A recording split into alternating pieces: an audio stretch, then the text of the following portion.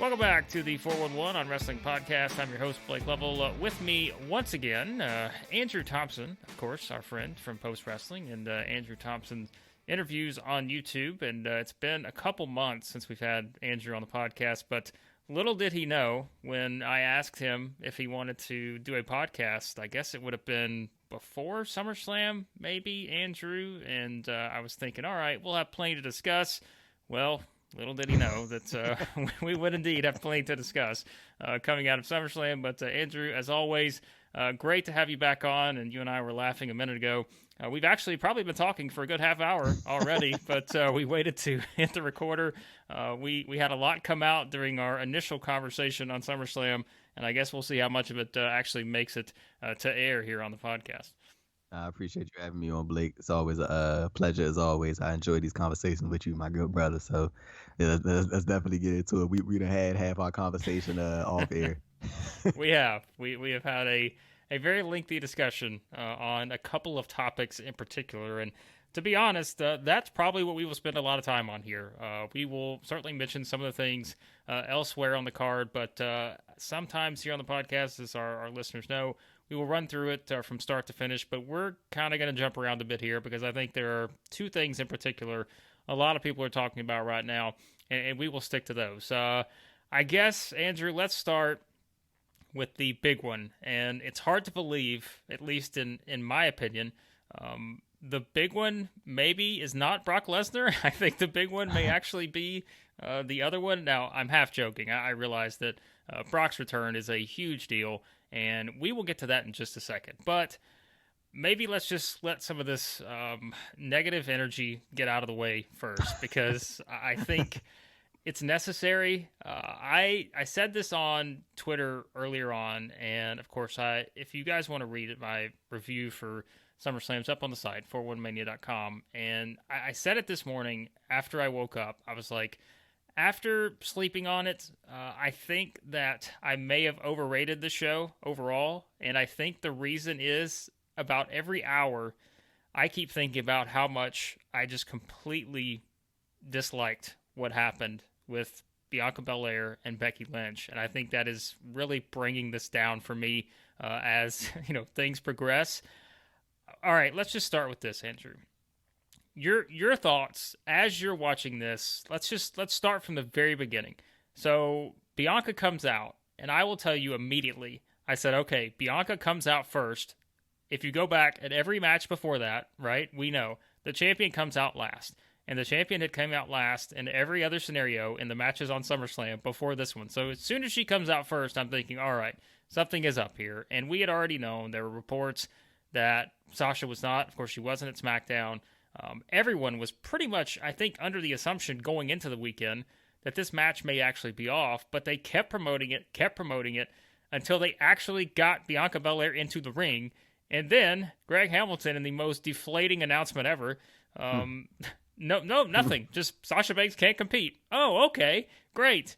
I just thought the way they did that initially, I'm just thinking, wow, like you hype this up, you're advertising it, you have it in the opening video package, you are pushing this thing, everything, and then it's just out of nowhere for a lot of people. Again, maybe not for us, Andrew, because we certainly have to be tapped into news and all this stuff and everything, but for a lot of people, they're probably thinking, like, what the hell is this? What are you talking about? She's not able, no, nothing. Just, that's it. Like, I just thought that was such a strange thing, just the way that they decided to announce this in the first place.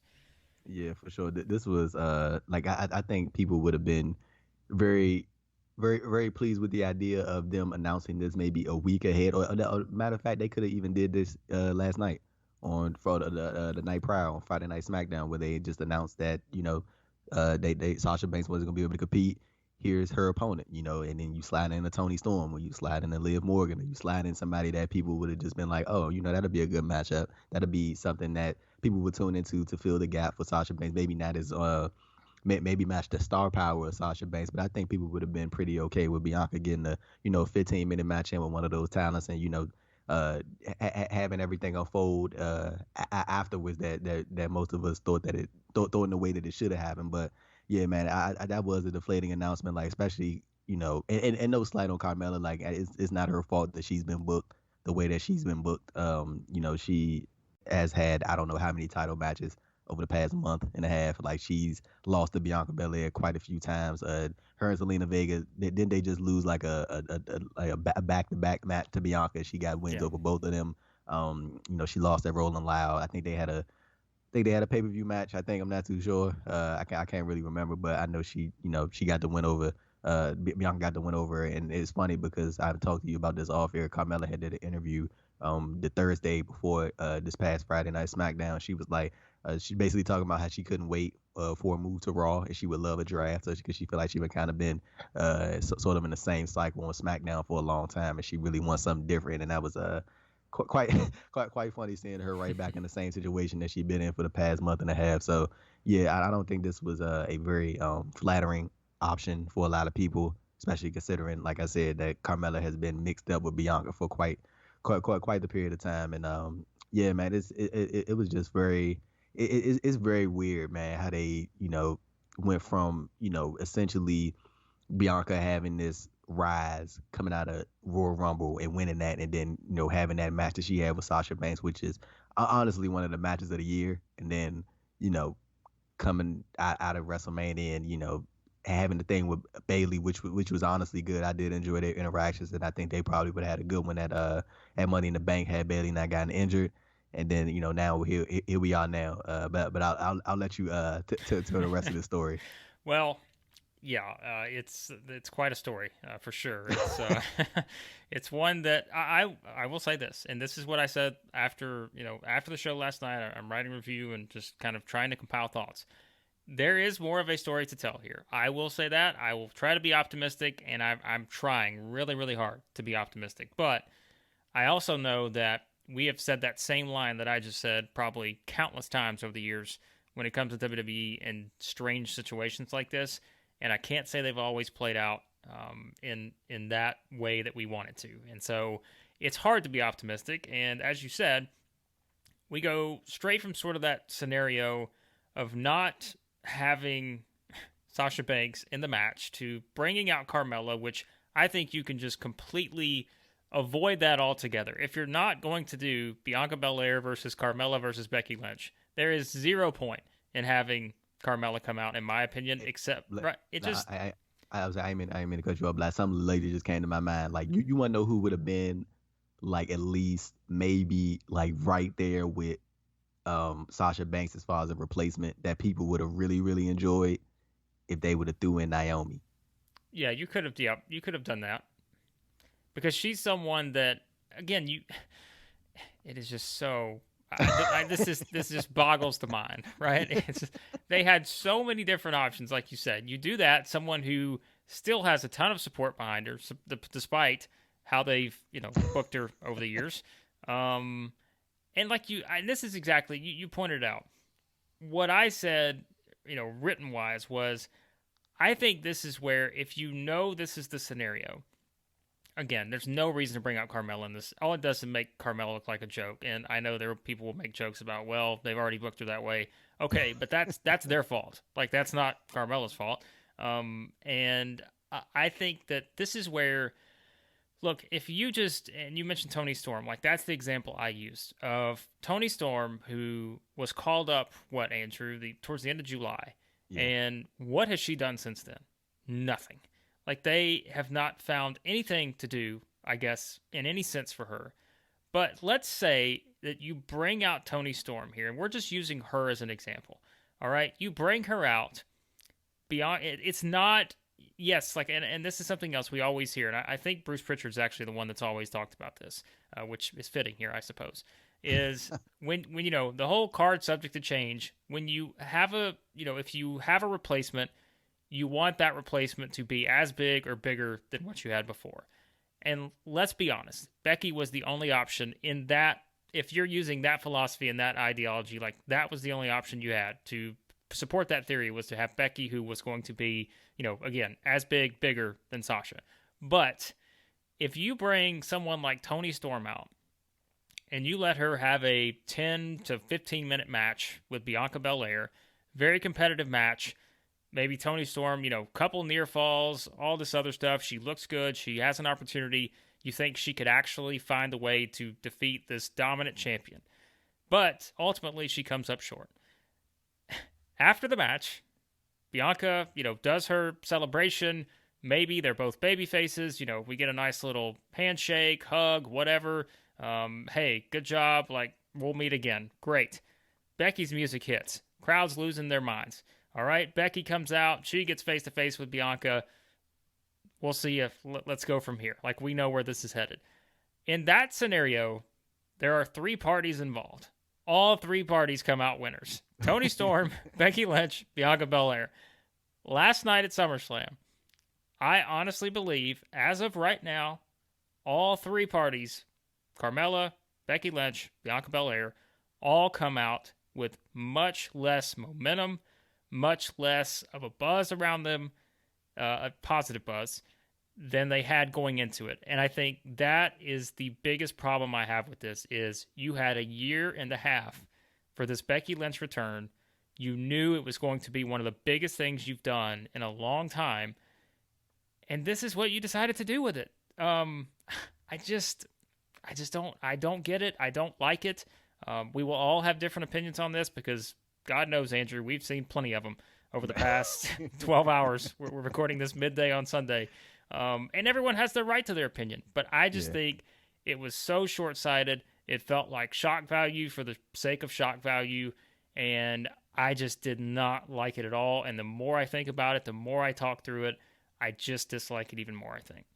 Yeah, I do not think this was a good option in the slightest. Like you said, we ran over that scenario off air. Like it was so many different options they could have did. Like, I mean, Carmella hasn't been booked well. Like, they could have had Bianca squash her if that's the way you want. Or you could have had Becky Lynch squash her if you wanted to get Becky Lynch in the ring and just have her get a quick win. Could have squashed her just like that, and then right after the match, tell her, Bianca Belair, what's coming. There's your title match for Extreme Rules. Simple as that. Or like I mentioned earlier, you have Naomi come out. Naomi's a big star. People love Naomi. A match between Bianca Belair and Naomi is actually a fantasy match that a lot of people have wanted to see for a long time. You give them that, I'm pretty sure they have chemistry. I'm pretty sure they could go in there and they tear the house down, have a good match, and then you bring Becky back. That's simple. Or you slide in Liv Morgan or like you said earlier, Toni Storm. There were so many different options they could have went, and they chose this route of squashing somebody that they have been building since January. And then there's the whole other topic that people have of the point that people make of let's see how it plays out. How many times have we said it? Have we seen let's how many times have we said let's see how it plays out? Like, that's the new then, now, and forever. Like with WWE, then, now, forever. Let's see how it plays out. Like, I feel like that should be the new tagline because we say that so much. And exactly, bro. It makes you. It sort of conditions you to think certain things about the WWE product. It's like, and it's like, so sometimes it can be in a real negative way. And like, I'm trying to like, I saw at one point somebody was like, Bianca Belair she was at the SummerSlam post show party, and she did an interview, and she was doing what you would think somebody in her position would do, very professional, not showing any emotion. And let me say this: Bianca Belair has a great poker face. She has a great poker face, bro. Because like for her to, I'm assuming, know that what was going to happen when she made her entrance. Like I thought she, I'm thinking like she had a big smile on her face, doing her usual thing. Didn't look off, didn't look upset. Like she's a professional. Like so that should let you know all you needed to know about her doing that interview at that post show party. The fact that she came out in front of that audience knowing probably what was going to happen and still having a smile on her face and still, doing her usual thing.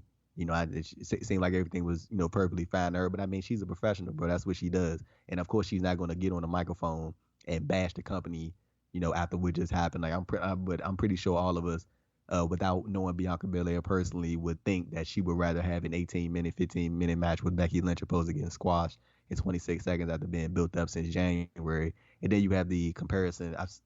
I've seen sort of the comparison between this and Kofi Kingston as far as how WWE books their black champions, black baby face champions.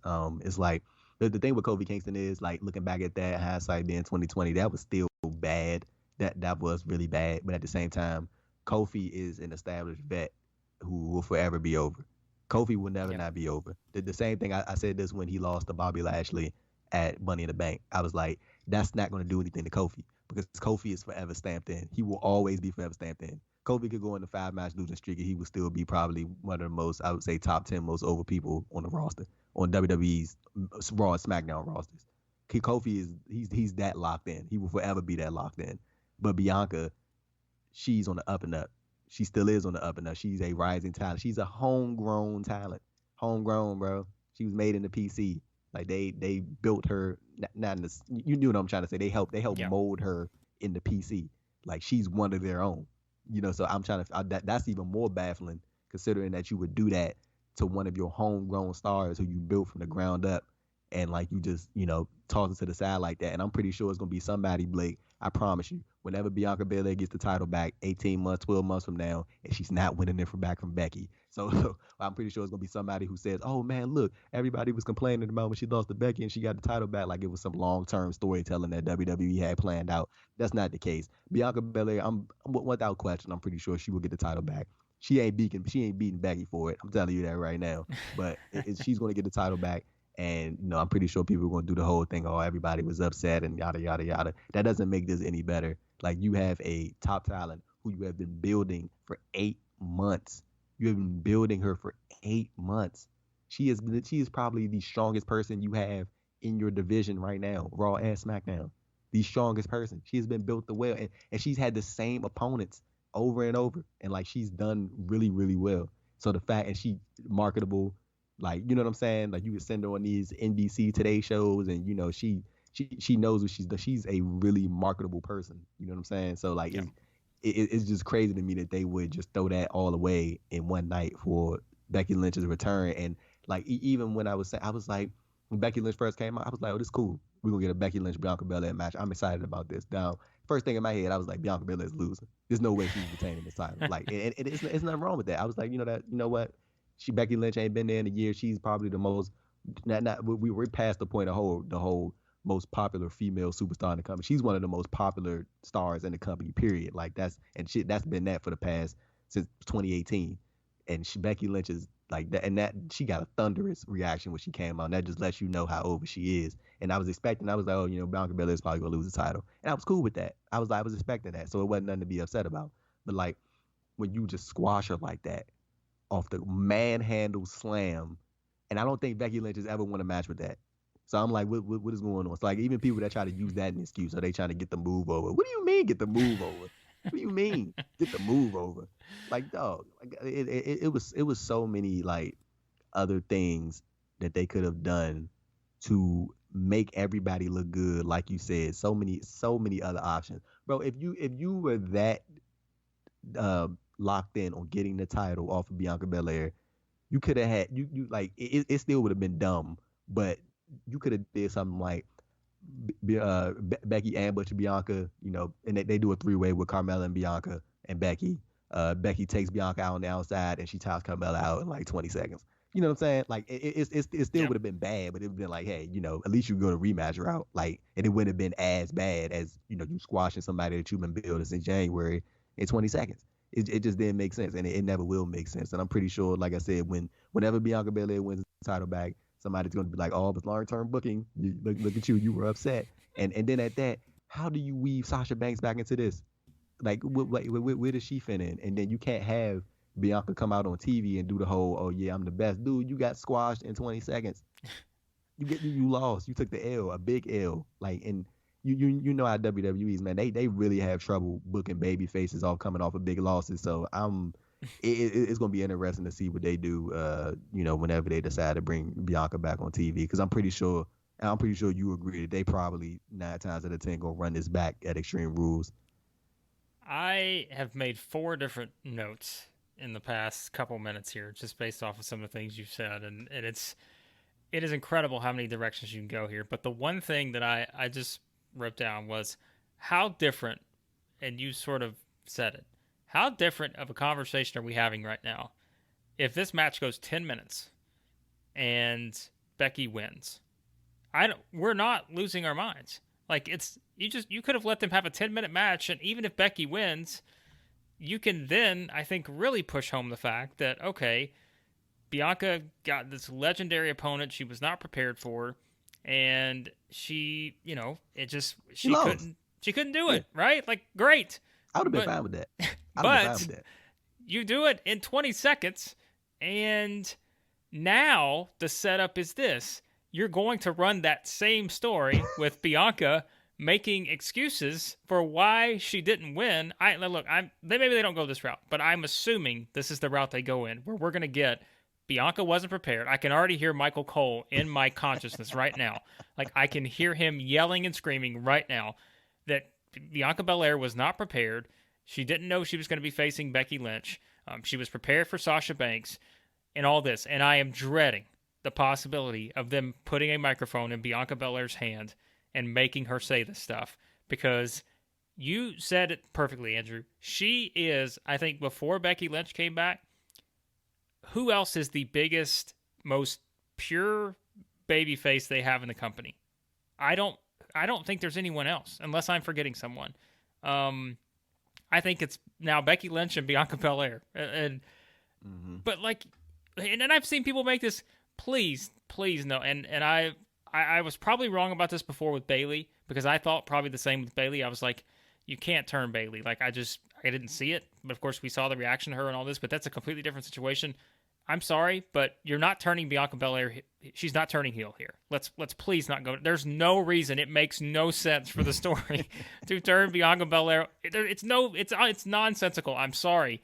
Down the road, like, if this continues and maybe that frustration builds up, I understand making the case for it. But you cannot tell me that you can come out on Friday Night SmackDown in 5 days and all of a sudden Bianca Belair cuts this heel promo and we're supposed to believe that this was the story. I mean, it's incredible. So here's the thing too.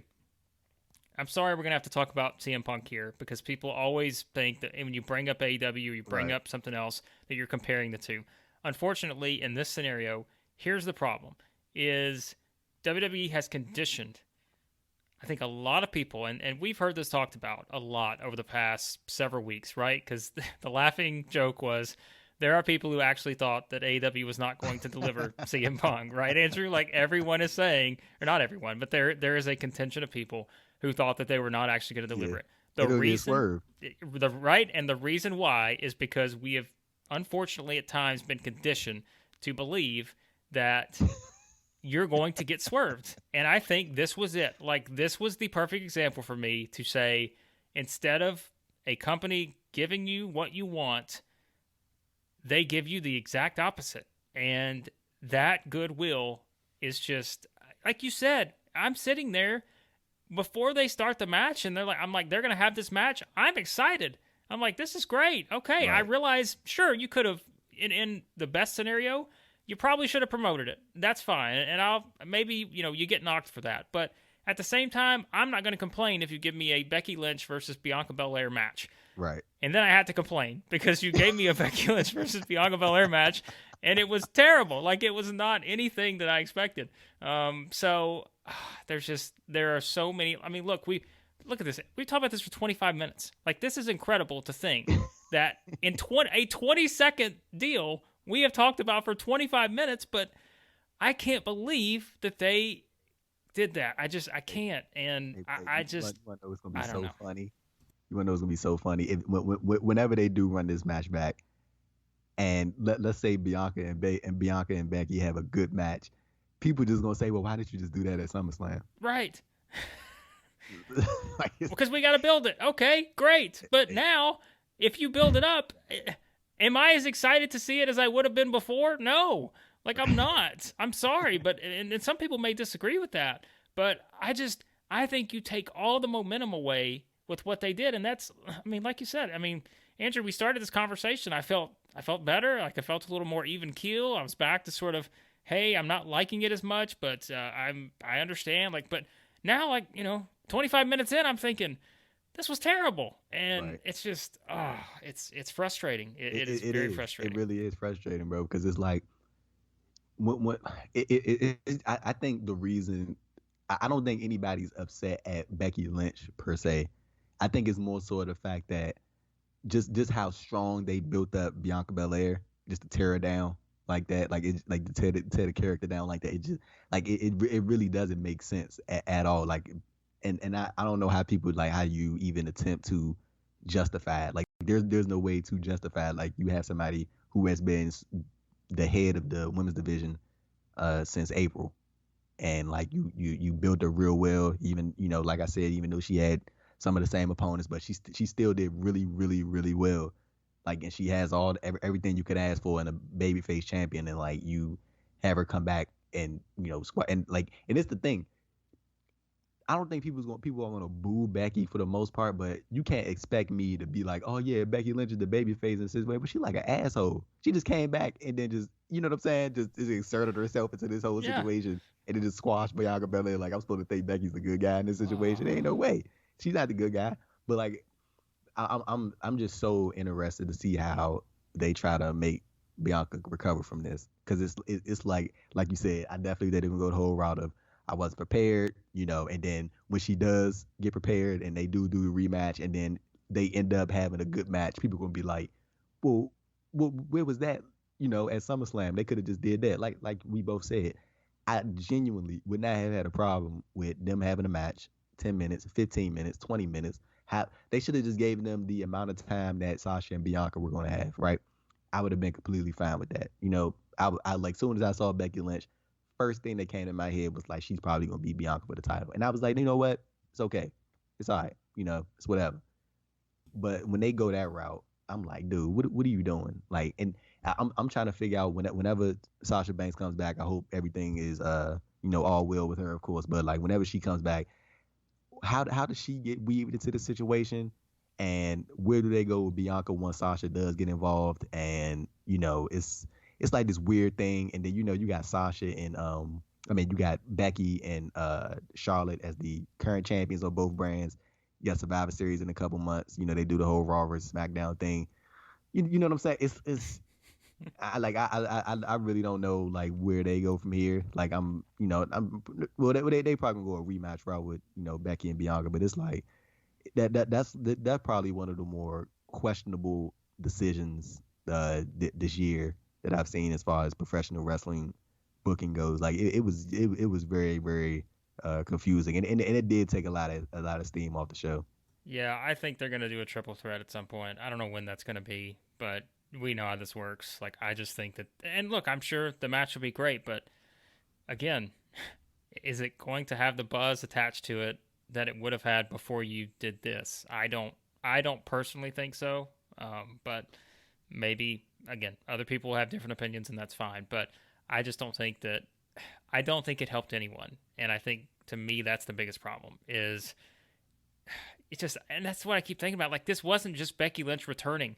This was Becky Lynch returning, like, after a year and a half. Like, Yeah. this was a long time, and they had a long time to figure this out. But you know what? One of the reasons why they probably had to do this was because they have not done a good enough job of building up anyone else to be in that scenario and to put That's in true. that spot. And so it's their own doing. It is what it is. I mean, they created the scenario that has led to what they decided to do here, and I just think it was so disappointing. Bro, now that I think about it, like I genuinely wouldn't have minded a Naomi Bianca match. Like, now that I threw that out there, that Sure. that would have been interesting. Well, I ain't saying it would have fulfilled like what people wanted to see Sasha Bianca too, especially coming off what they did at Mania. But like, I was like, now that I say that, I was like, I think Naomi probably would have got a decent, I don't think people would have been like they would have reacted to her how they reacted to Carmella. I think she would have got a nice little, she got a nice pop, and but I people would have mean, been excited for that. but guess what? Even if the match isn't great and people feel deflated as that match is going on, if Becky Lynch's music hits after that match, all is Exactly. forgiven. And I Exactly. like, that is why I think it could have been so simple. Is people aren't necessarily going to be as mad at you about Sasha not appearing, and maybe you have to. And I don't want to say settle, but I mean, I think in some people's terms, like, it's a lesser match. But if you have Becky come out after, we've been waiting for this for 18 months or whatever, all is forgiven. And it's just, I mean, Hmm. maybe not from the hardcore Sasha fans, but all's forgiven. And I just don't know why they made this complicated, but oh my Here we goodness. are. here we are. I mean, look, I try to keep these podcasts at an hour. We have spent the first half of the podcast on this one match, if you even want to call it that. So that kind of tells you, I think, where things stand, at least from our opinion. Now, I know a lot of people, Andrew, one of the perhaps the biggest takeaway from everything that happened at SummerSlam was the return of Brock Lesnar. Not just Brock Lesnar, but ponytail Brock Lesnar. And I said this too, and I know a lot of people mentioned it, but my goodness, I don't know. Brock looked jacked. I mean, this guy's always looked jacked, but he just was. He's been throwing around some bales of hay or something at the farm because this guy was just. I mean, he's a monster.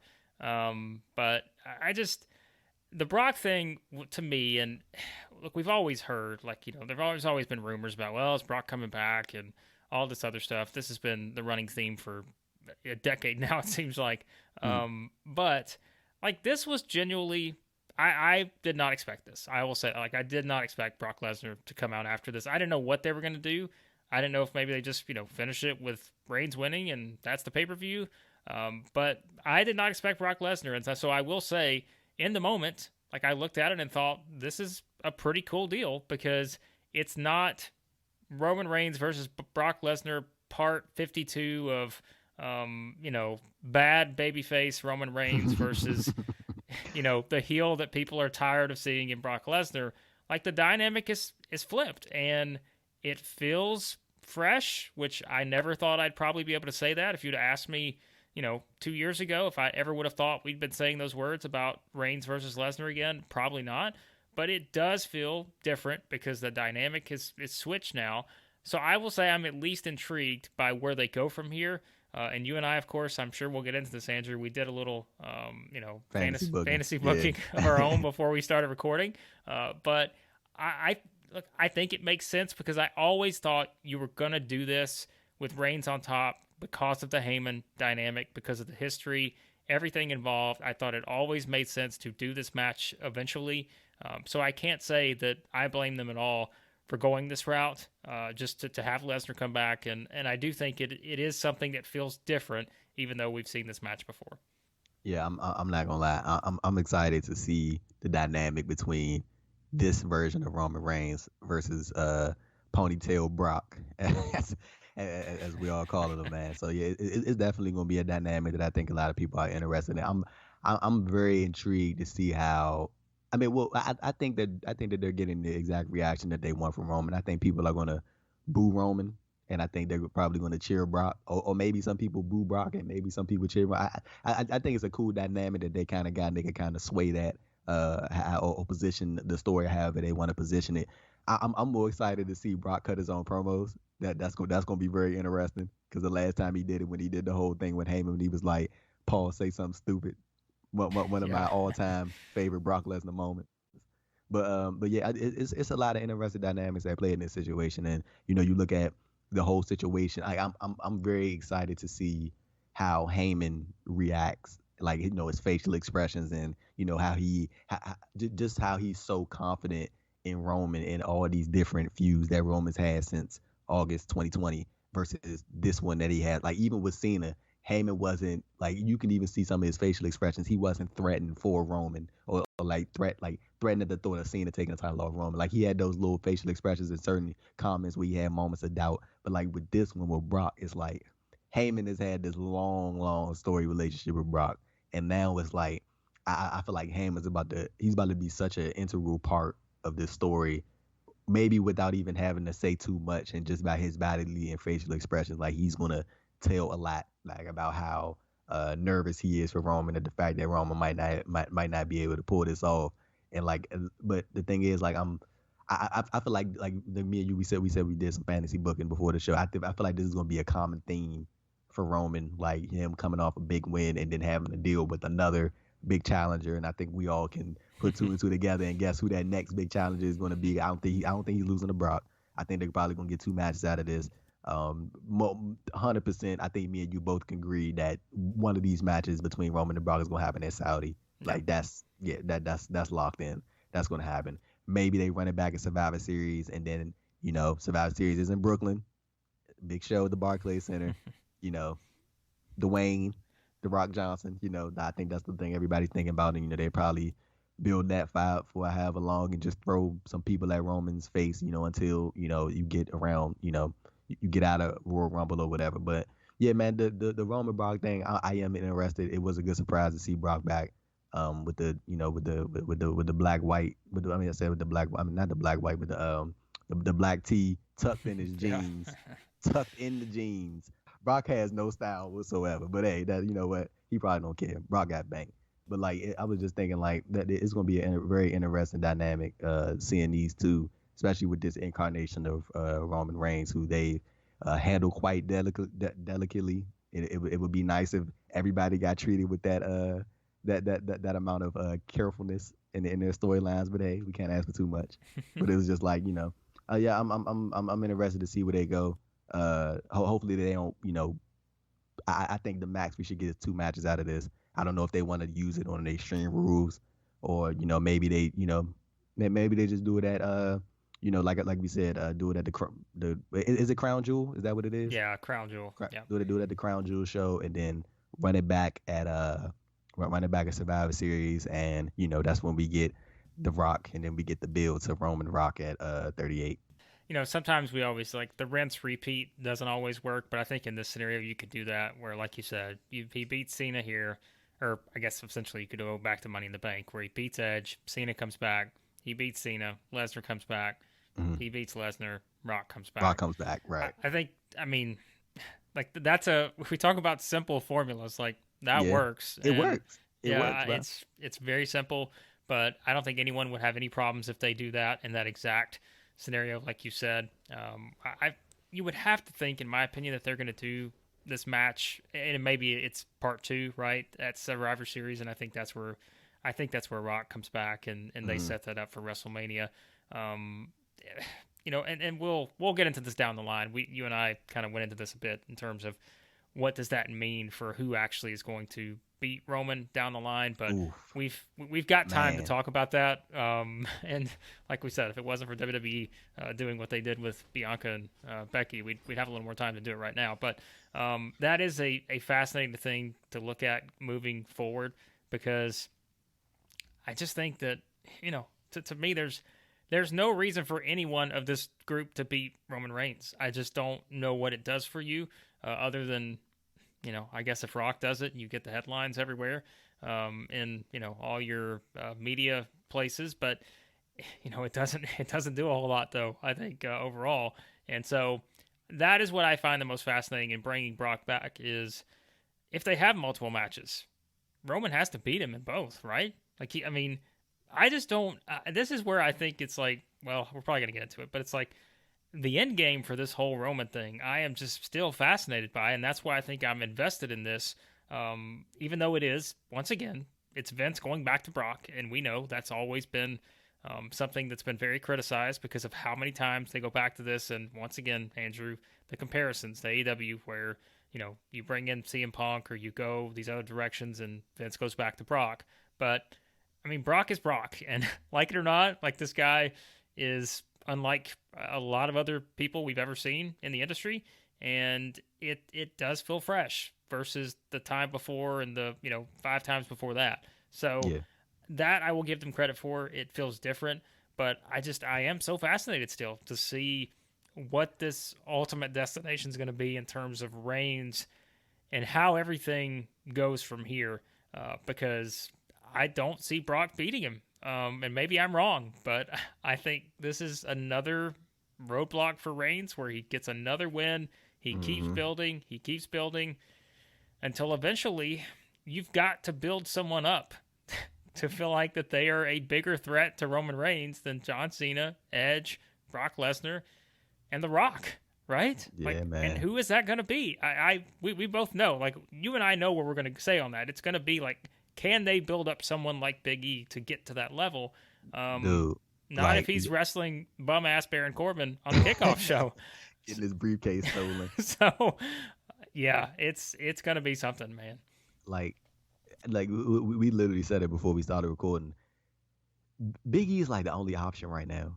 Like, I can't think of nobody else that's like, and he's not even close to being as strong as Reigns is being booked. Like, Reigns is like they are like, I think they are getting to a point where they are booking this man into like maybe not so much of a good spot in terms of like it's good for him, but like in terms of like presenting someone where you can genuinely believe that they might do it. Like I think Brock is probably the closest that we can get. I never thought that Cena was gonna do it. I was just like Cena got too much going on outside of wrestling to just be like, hey, let me and just hearing Cena in these interviews, like he's not gonna take the title and then like just be off some like, hey, I'm gonna show up every 2 months type that. Like I can't see him being okay with doing that. But like Brock is probably the guy who this is why it's good for Brock to come back, because it's been a minute since we've had somebody who's like, we have a scenario for Roman where it's like, okay, he might lose. Like even at WrestleMania when they was in there with Danielson and Edge, I'm starting to like call him Danielson now. I know. Because I think he's leaving, so that's why I'm like, I don't know. I've been calling him Danielson a lot, but Daniel Bryan. But like I'm like, even when that match happened, I was like, okay, it's a chance Roman might lose. He could lose this by not getting pinned or not getting submitted. And like ever since then, and he even dated back to August 2020 when he first won the title. I would say Bryan, Edge are probably the only two, and Kevin Owens. There was a point in there where I legitimately thought that Kevin Owens could pull it off, because especially when they had the whole stipulation of like he couldn't challenge for the title again or something like that. Like I thought that there was a chance that he could do it. I legitimately thought that, but they didn't do it. So it's been Bryan, Edge, and Owens for me that I thought that could legitimately take the title off Roman. I thought there was a chance, maybe not been a high chance, but I thought it was a chance. And Brock, for me, I think there's a higher chance of me believing that he could do that to Roman. He could end Roman's reign. That was a tongue twister right there. Try to say that 5 times. But yeah, like you said, I think Big E is like the natural person that everybody's looking at, and like they're building up Roman so well to a point of it's like anybody that we throw in front of him, it's like it'll be good, but I don't really think like it.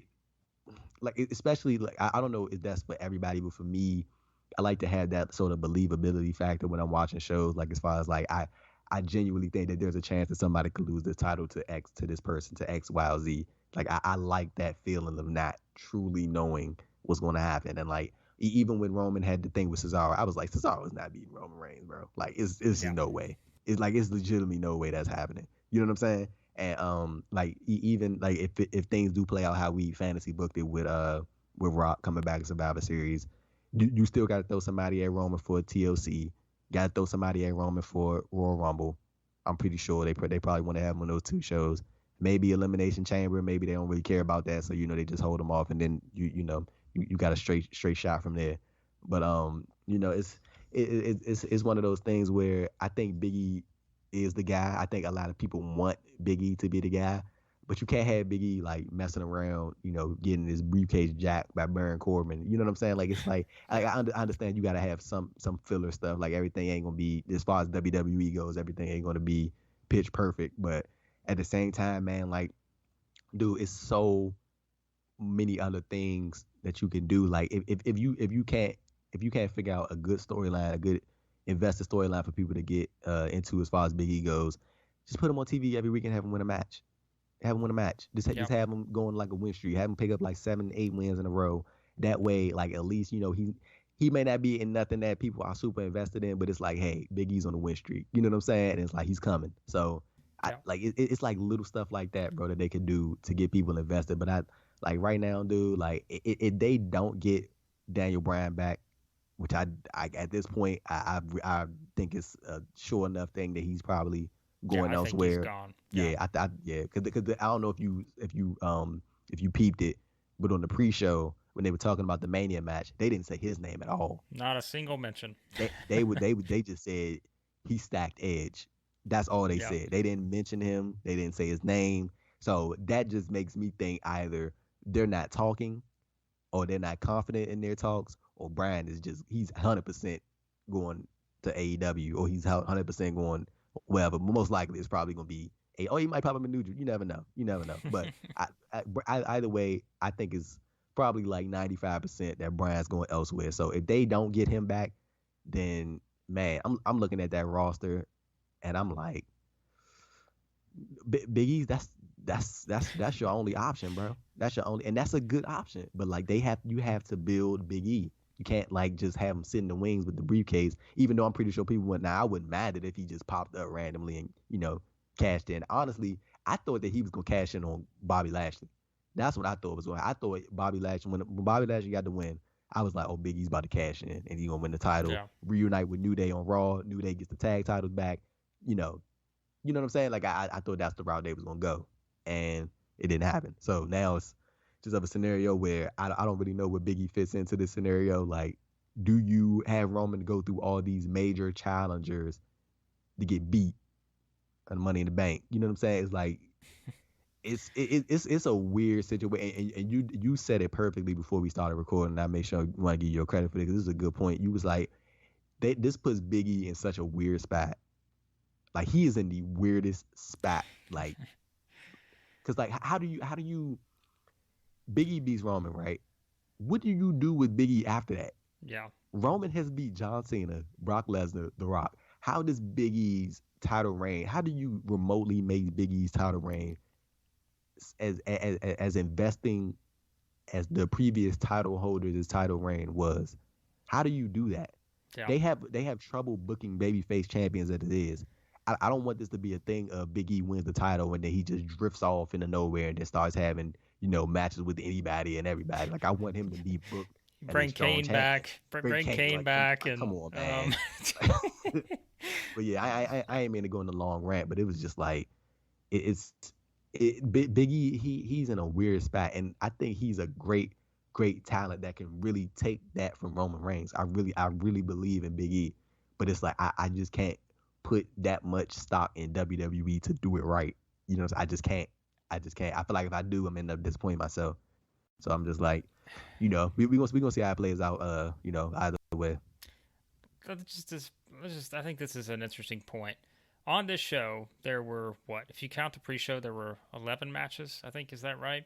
Of the baby faces, how many came out of this show better than they were going into it? I would argue there were 2, maybe 3, but 1 to a lesser extent.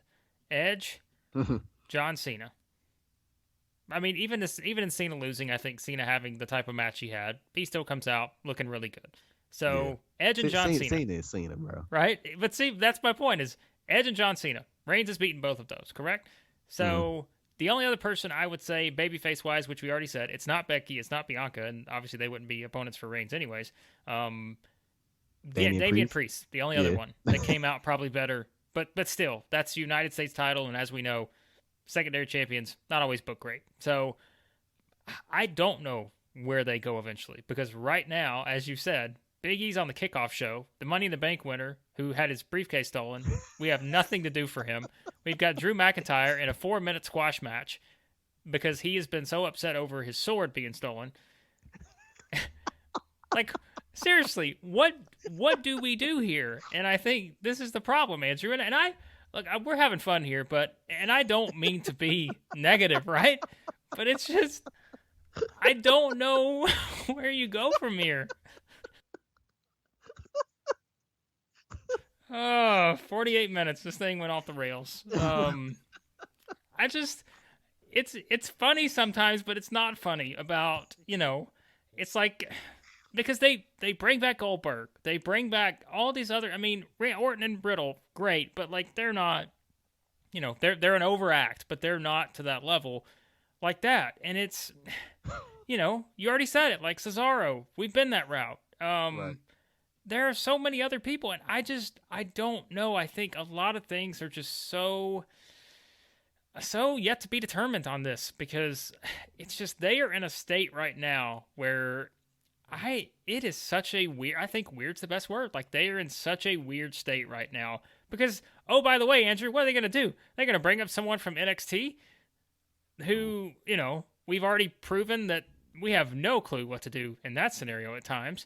I was about to say, mate, I was thinking, Maybe they go Seth Rollins at some point, That's but he true. just That is a lost. good point. They can do that. And Yeah, here's would be they go my Seth. suggestion quickly on this, Andrew. I think if you want to have the biggest angle you could have, They got Balor too. I forgot all about him. yeah, well, isn't that the point though? Like you forgot. You forgot. I Like it's forgot just all. No, I genuinely forgot all about Finn. I well, forgot all about him. I think that says a lot because he had his contract stolen away. His opportunity got stolen from Cena. So it's just like, I am just like, I don't know. Like, and I don't even know what I was just about to say because I'm just thinking, like, I don't even know what the scenario is ultimately that they go to with some of this. Um, it is fascinating, but at the same time, I think it is continuing to be a little worrying that they just have not on the babyface side. It has been an absolute struggle, and then on this one show, I think that, like we said, you get Edge coming out looking great. Damian Priest better probably than he was when he went in. Still ways to go there.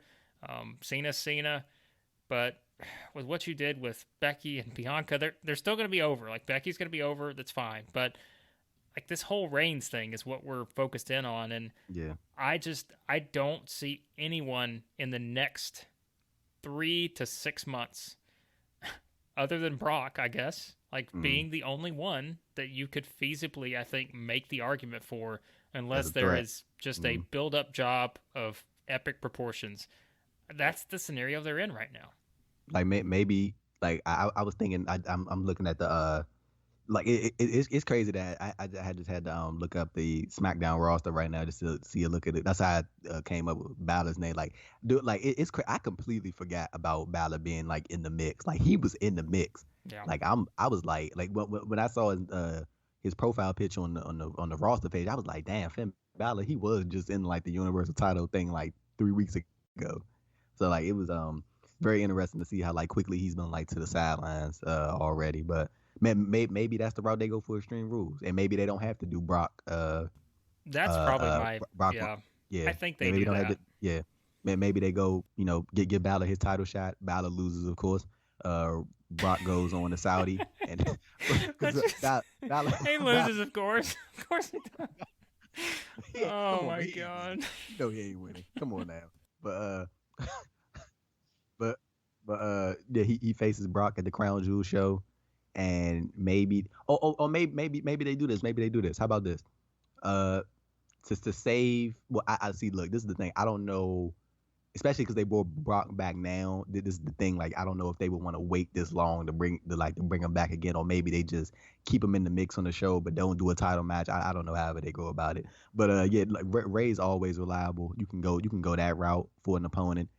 You still got Balor waiting in the wings. I'm very curious to see how they build, if they choose to build Balor up, and then maybe you can Balor reigns at Saudi, Brock comes back and attacks Reigns at the Saudi show, and then they do that at Survivor Series, and then Brock comes back, and then you just move on. And like I mean, there's some people to throw at Reigns, but it's just like But we've I don't seen know. some of them before, Yeah, right? And it's just we like, seen like, and I'm pretty sure you yeah, don't want to run Kevin Owens again. yeah. Like, you know, it's I don't know. I mean, I guess that Extreme Rules where he could lose his other eyeball. Like he could yeah. for a second straight year. You lost one last year, lose the other one, and Do you think Rollins is taking time off, or do you think he's staying? oh, that's what I was going to get to with Rollins a second ago. I completely just lost my train of That's thought. what you was about to say. So here's what I was thinking on this, and I don't know if eventually like they're going to go this route, but I think if you go to Roman and Rollins, which they're going to have to do at some point, like, Yeah. and maybe that's the ultimate goal, right? Mhm. Maybe it's Rollins. I don't know. I think that's we talk about. That's going to take some major rehabbing too. I think from a character standpoint, but maybe that's where you go. But my fear, and this is why I was going to bring this up, is unless it's like Roman Reigns unexpectedly like just spearing Becky Lynch somewhere, and to add to that, I really hope they don't go that route of putting Becky and Rollins back together in that scenario. If Rollins goes back to being a babyface, I fear that they will at some point, because we saw what happened the last time around, and that's my only hesitation with that. Is I hope they leave that be and don't decide to shoehorn both in together with that. But I guess maybe there's some interest if you tie in something with Reigns and Becky, and even if you don't directly put Seth and Becky together on screen, there is an obvious understanding there of the relationship Right. involved.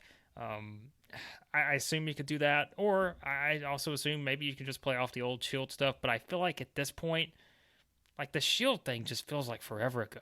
Like, and I know that history will always be there, but with Moxley and AEW, and I don't know how much more there is left of that, right? Like we've seen that a lot before with that storyline in particular. So it would have to be, to me, something, it'd have to be different. And I don't know exactly what that is, but I do think that they will go to Roman and Seth at some point, and I don't know, maybe that's the ultimate decision they make. But again, like we said, it's a hard sell. I think in a lot of cases, if Roman runs through Edge, Cena, Bryan, which we said back at WrestleMania, Lesnar, and Rock, if somehow that's the lineup he goes through, man, it's going to be something to see who actually finally beats him. What do you see was next for Edge? Yeah, that's an interesting one, in which I guess we'll get into some of this other stuff quickly. Yeah. It's like I thought that was a great match. I thought the main event was good too, by the way. I know we didn't really talk much about the match, but I thought Reigns just, again, as a heel, his mannerisms, all that stuff was stellar. And Cena, yeah, he's really good. He's really, really good. Yeah. And I think that Edge Rollins match, that was the best match on the show. Bro, I've seen like some weird comments about Seth Rollins, like in ring a bit. Seth Rollins he's a great wrestler, bro.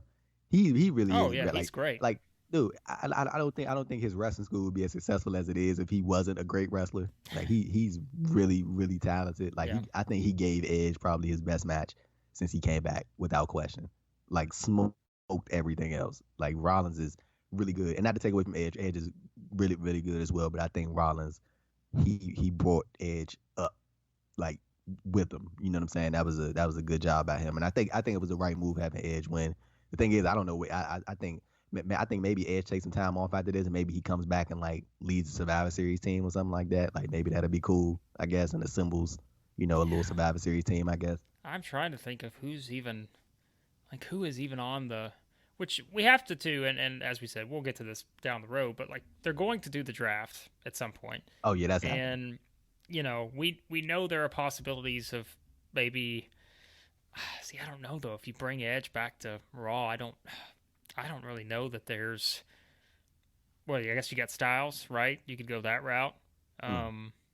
We've already seen Edge and Orton. I guess Edge Lashley would be different. So I mean, I guess you could do that. I don't know on SmackDown though. Like, who's there on SmackDown? That I mean, you don't want to. So on SmackDown for the males, they have Angelo Dawkins, Apollo Crews. Lord have mercy, but I lie to you not. When I saw him do the Nigerian character, like as soon as I saw him bring that on TV, first thing I thought in my mind was when the crowds come back, that is getting deaded immediately, and boy, has it. They got Angelo Dawkins, Apollo Crews, Big E, Baron. Yeah, I said Baron Corbin already.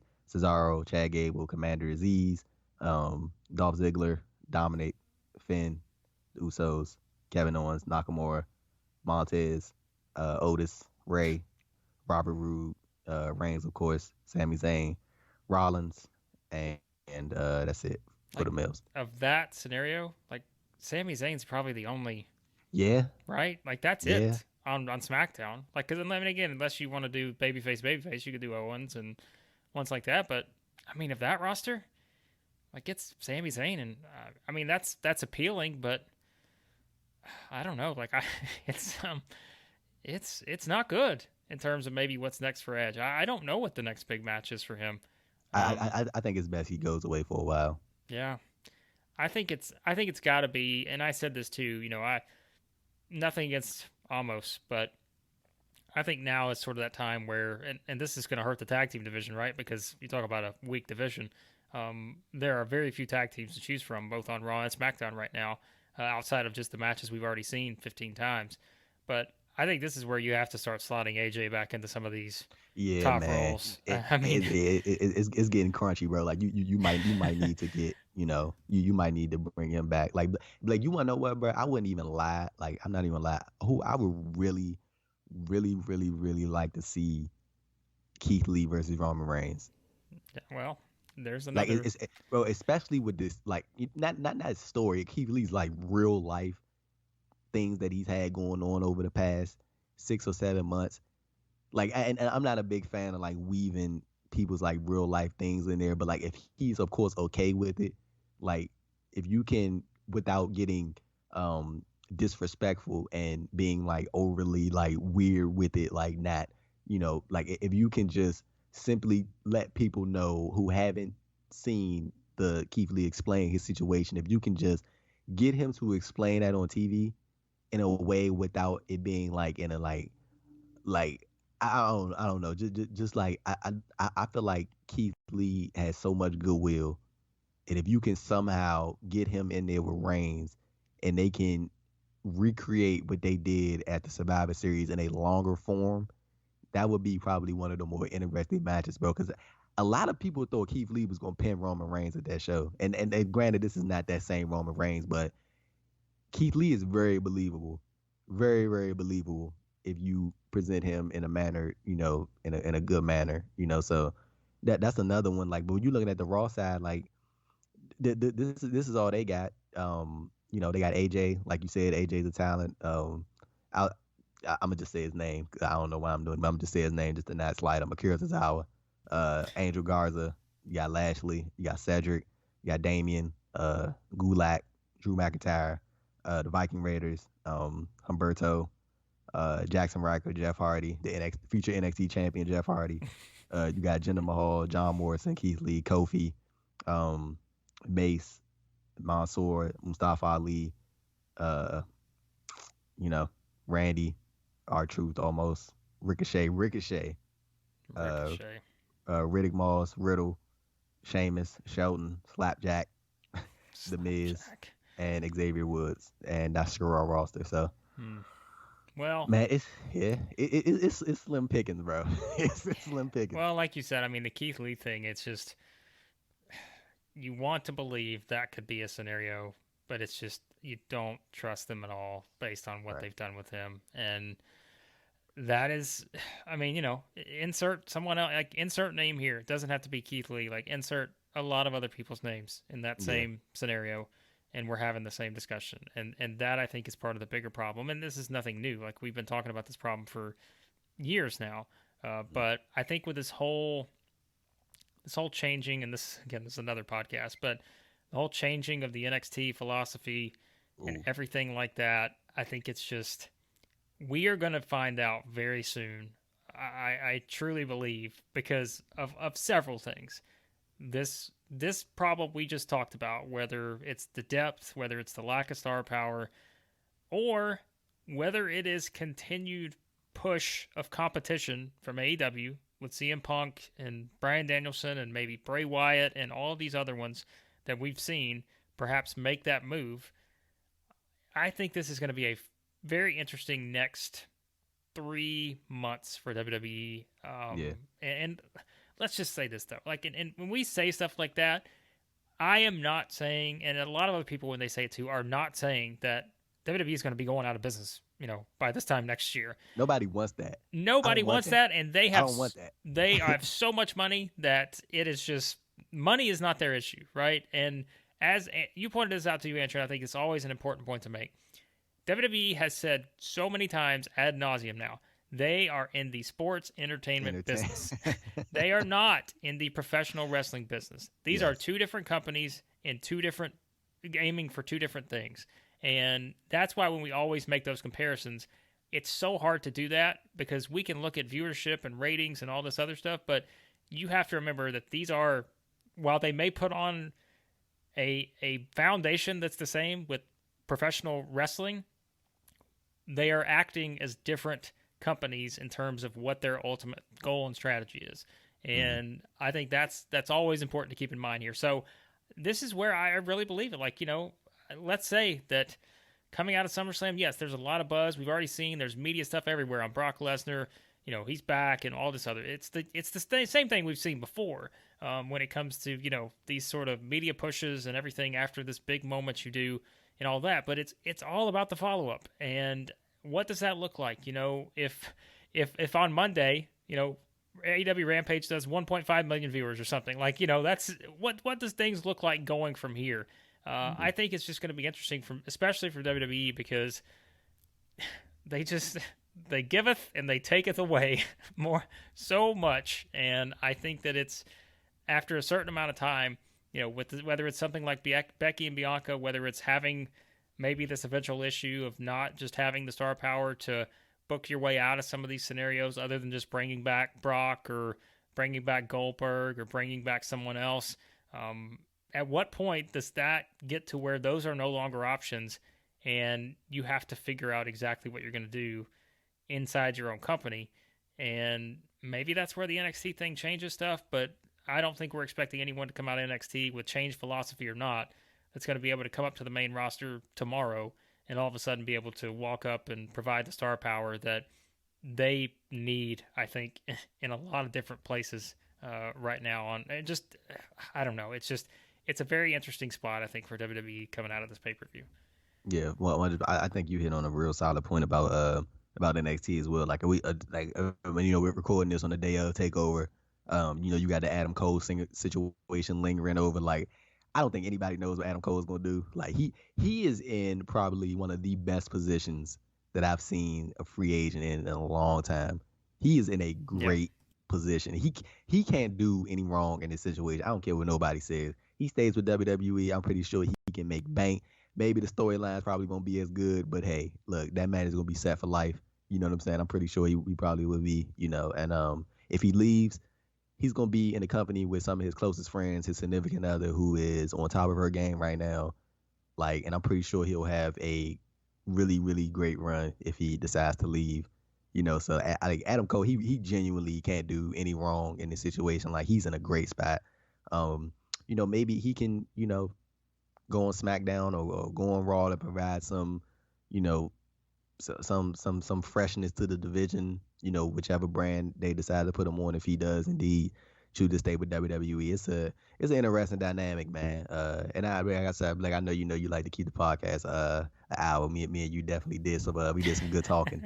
But like I did want to mention that today, a very, very, very interesting interview is dropping on the BT Sport channel. Nick Khan is doing a 30-minute some interview. That is going to be something. And I think Ariel Helwani, I really like him as an interviewer. So I definitely expect him to ask what a lot of people are asking. I'm not expecting Nick Khan to go full in, because he's a businessman, very intelligent. He's not gonna come out and just spill the beans. I'm 100% sure he's not doing that. But it'll be very interesting to see facial reactions, facial expressions, some things like that to some of the questions that a lot of people really do want to know about releases and what exactly his role is there. Like, 'cause I think there is an idea of what he does, but I don't think there's like really clear for, like, a lot of people connect him to a lot of the releases that happen. So it's like I think that's probably going to be one of the more interesting interviews of 2021 without question. I think so, because it's just it's a fascinating time, I think, for WWE. And like we said, it's bigger than just this pay-per-view, which as we talked about, there's a lot coming out of it in terms of directions they could go and all this. But from a business standpoint, which Eric Bischoff, I know, has said this recently, he talks about it's even more interesting, I think, from the business aspect right now. It's great to, the wrestling's great, and there's a lot of things you can find, a lot of positives, even though, we kind of railed on some of the things, which still, there are a lot of positives you can find in a lot of different companies right now. But from the business side of things, it is as interesting as it's been in a long, long time. And that's where, a figure like Nick Khan has played a big role in that, for better or worse. I guess we will find out in that scenario. But yes, Andrew, like I said, we could have done a 3-hour podcast here probably. There was just so much we could have gotten into, and I'm sure there are things at SummerSlam where we didn't even hit on, but I think we got the biggest points, and defined ultimately by our amazing half hour on Becky Lynch and Bianca Belair, which I'm going to go ahead and just put out. I'm going to use that as the the teaser, Andrew. It's going to be an all-timer, our first half of the the podcast. But of course, you have a lot going on, as we all know, over at Post Wrestling and on your YouTube channel. You got a great shout out here recently from the one and only Chris Hero, and I know that was pretty awesome for you. So anything you got coming up, anything you got in the works, plug it as always, my friend. I appreciate you, man. And yeah, everybody can just go check out my my interviews over at the Andrew Thompson Interviews YouTube channel. I got some things coming out in the next couple of weeks, trying to line some more stuff up. Hopefully get back out there in person again. I really enjoy doing that. Of course, you can check out my written work at postwrestling.com. I got a lot of news updates up there, a lot of single stories. So yeah, everybody can go, check those out, read into those. A lot of good information in that, and appreciate all the support. Yep, you got it as always. And yeah, be sure to check everything out. As usual, we'll have the links to all of Andrew's stuff in the show notes, as we do every time he joins us here on the podcast. So you can check everything out on that. We'll also I'll put my link for the SummerSlam review over on the side of 41 Mania in the show notes as well, so you can read that and use that as a nice little companion to this discussion. And as usual, also I'll have the link to the GoFundMe for Larry Zonka's family in the show notes, so be sure to continue to share and contribute that if you can. And as always, subscribe to the podcast, any podcast app you use, search for 411 on Wrestling, and leave us a nice 5-star rating review. That just helps the show reach more people, and everything else, 411mania.com. But thanks for listening to this episode of the podcast, and we'll talk to you next time here on the 411 on Wrestling Podcast.